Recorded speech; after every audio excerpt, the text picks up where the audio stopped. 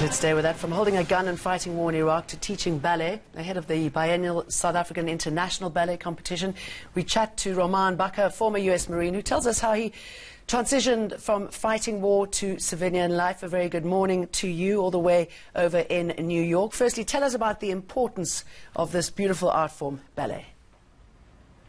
Thank you, Jane. I think the arts in general and ballet has a pivotal role to play in diplomacy because it has the ability to investigate difficult experiences and translate them into meaningful languages that can be understood cross boundaries, not involving language, but involving movement.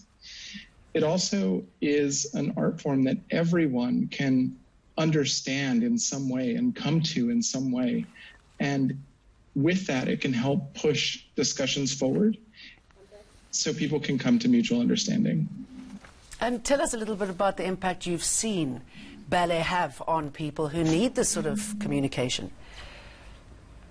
Absolutely. I've seen our dance workshops and ballet in particular move individuals that have been scarred by war and by the impacts of war. To give you one example, we were working with a Vietnam veteran who is self-proclaimed a killer and talks about how the Army trained him to kill. And going through our workshops and movements and dance, he worked through that and now is not only an artist in his own right and writes prolifically about his experiences, but he also helps other veterans find healing in their own way. Tell us a little bit about your story from Iraq, Fallujah, back into ballet. Absolutely, Jane. I was a ballet dancer before I joined the United States Marine Corps.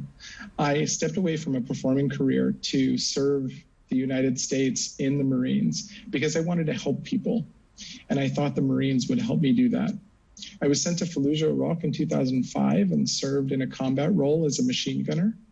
And not only the things that I saw in Fallujah, but coming back to civilian life and seeing so many military veterans struggling with their return home, I felt that I could do something tangible through the performing arts. And so we started to put our work on stage and tried to explain this difficult experience of service and war to audiences through ballet performances.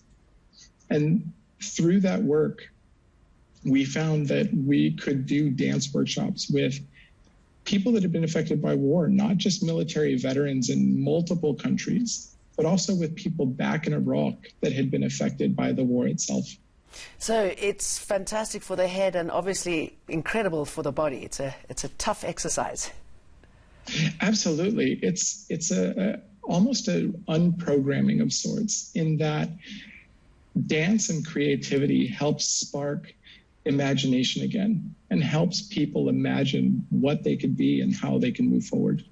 All right, tell us a little bit about the ballet that's coming up this month. It's an amazing competition. The South African International Ballet Competition is coming virtually with dancers from all over the world competing. And right alongside, they're doing a panel discussion on diplomacy where you can hear stories like this of how dance and ballet are impacting global conversations, not only in South Africa, but around the world. Baca, thank you for talking to us and staying up for us.